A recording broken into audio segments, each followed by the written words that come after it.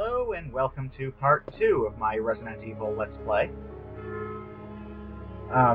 Due to some technical difficulties, I had to pretty much get rid of my original take of this, and I don't know why I'm complaining about this. I'm just sort of in the mood for bitching about something that really went wrong with this, whatever.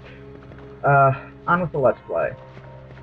Now, right now you might be hearing, well, you are hearing, that disgusting walking, shambling zombie sound effect. I remember when I was like 10, somewhere around there, and I first played this game. I thought that was really cool. Now I think it's disgusting, which is really the same, you know, it's not much different. What's disgusting to a 10-year-old, what's disgusting to a 24-year-old is cool to a 10-year-old. Yeah.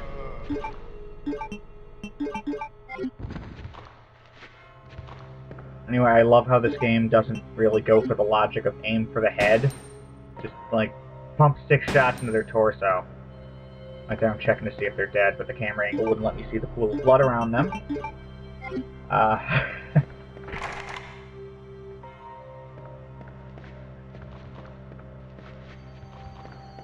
Right, 2 of them. Okay, shooting more zombies. Now, I suppose I should probably say, I don't know if I went into this in my previous video, but I should go kind of like I want to go into why I'm doing this Let's Play of Scenario B, I guess it's called. I actually just bought this game. I didn't buy this game. I just bought a memory card with this file on it. And, really, that kind of sounds like the start of one of those awful video game creepypastas, doesn't it? Like, maybe, like, part 3 won't happen. If it doesn't happen, you know that's because Mr. X, came through my, TV screen and, ripped out my skull and beat me to death with it. Setting up for a red versus blue reference. I don't think that's physically possible. That's exactly what Jimmy was saying, as he was getting beaten to death with his own skull. Oh, man. Kind of a long way to go for a red versus blue reference, I guess, but, you know, hey. Gotta fill up 13 minutes somehow. Okay. So, at this point, I believe, yeah, I just picked up the unicorn medal upstairs, and just checking to see if these doors are open yet. They aren't. I actually sort of wasn't paying attention during my red versus blue reference. I don't know if I actually used the unicorn medal on the fountain yet to get the key, but whatever. Since this is actually the first time playing Scenario B, I figured I'd go outside, see if things are any different. Also, see if there are any herbs I can pick up. There weren't.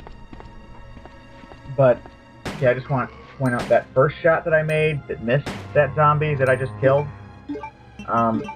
If you haven't played Resident Evil, you don't know how awkward the aiming can be in this game sometimes. That happens a little bit, you know, if you're shooting at them from longer than like 10 feet range. I'm saying 10 feet. It's just, I don't know. I actually don't know how close that zombie was to me because of the camera angle. Could have been 10 feet, could have been 15, could have been 20. You know. But not complaining about that. That's kind of the limitations of the hardware at the time. Besides, I'm actually sort of a fan of the cinematic camera angles in Resident Evil. I mean, that just looks good right there.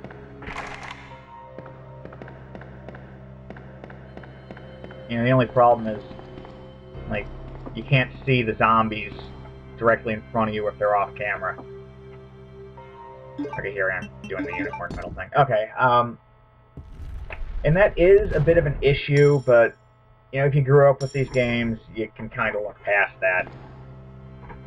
But I just kind of like to think that the character's vision is hindered by the camera angles as well. Like, they can't see 3 feet in front of their face, because 3 feet in front of their face is not on camera. But they can see 20 feet behind them. So yeah, at this point I'm realizing all of these doors are electronically locked. Can't use the key to open them up. But I remember that while ways back, like when I first got to the precinct, other direction, stupid, there was a door that I hadn't tried to see if it was locked or not. And that's the first thing that came to mind. Maybe I can use that key on that door, and it turns out I can. After a little bit of backtracking. Which is, it happens a lot in this game. Like, later videos in the series, if I do a lot of backtracking or have some trouble figuring out a puzzle, I'll just edit that stuff out. So.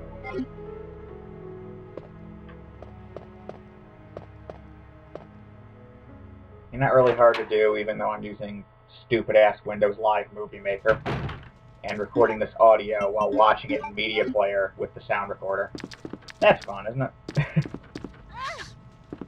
Yeah, wrong direction, dipshit. But yeah, that's kind of how I have to do this. Kind of a pain in the butt.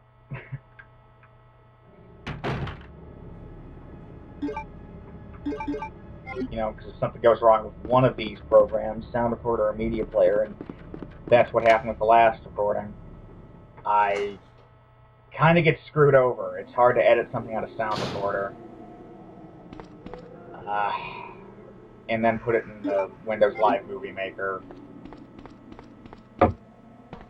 Just heads up to anyone who wants to do their own Let's Plays. If you don't have good equipment, I don't have good equipment. I have the game capture card. That's a pretty good piece of machinery. But aside from that, if you don't have, like, some professional, like, Vegas Pro or some editing suite like that, you're going to have some problems.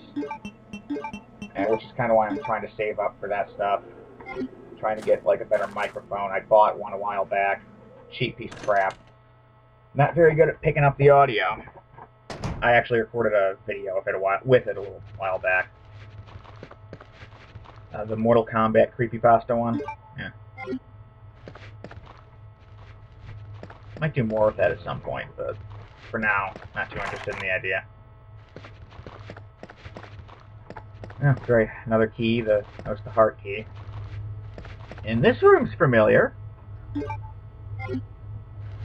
Okay, I got that valve handle. I can rescue those guys in the helicopter now.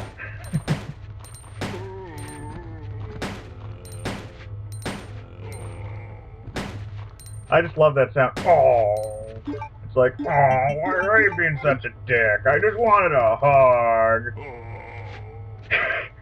I just want a hug. See right there, the camera angle.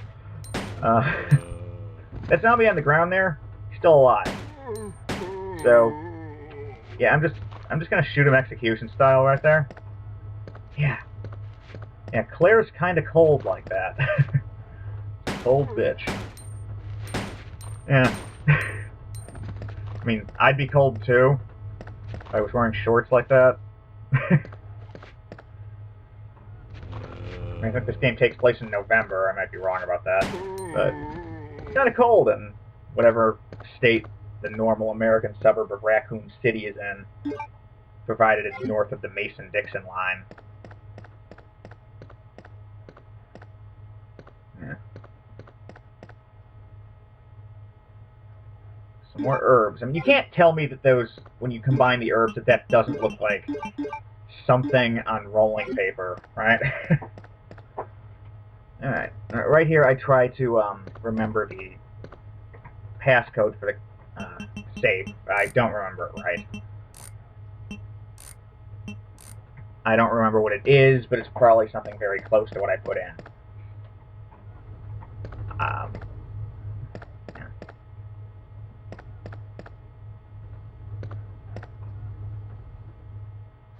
I love those door loading screens. They're so cool.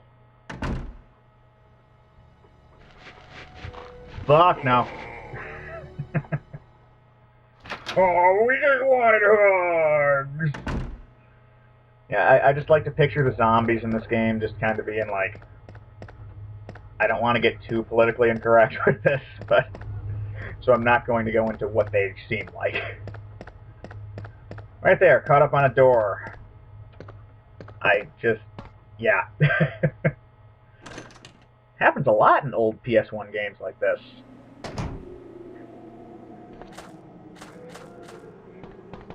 Yeah, the thing about retro gaming is you really have to look past a lot of stuff that you would not forgive in a current generation game.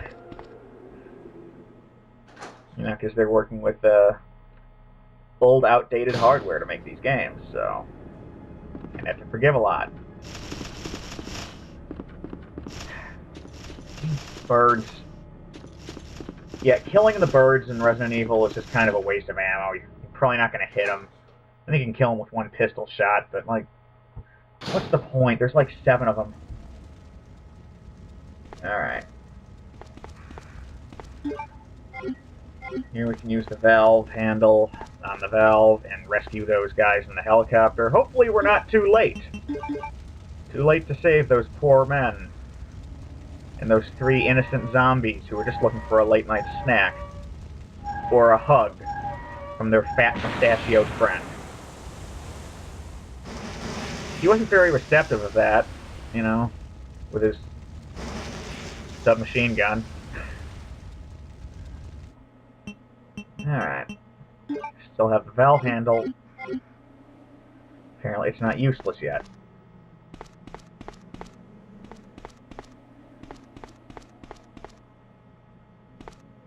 So we can pick up some acid rounds. Those come into play in the next episode very quickly.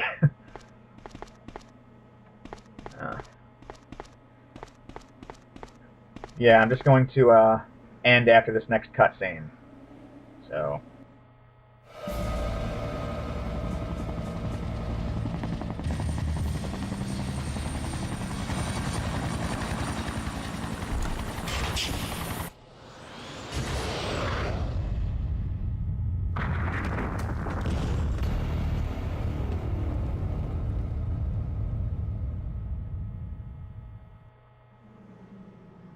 Stay tuned for the next episode. Thank you for watching.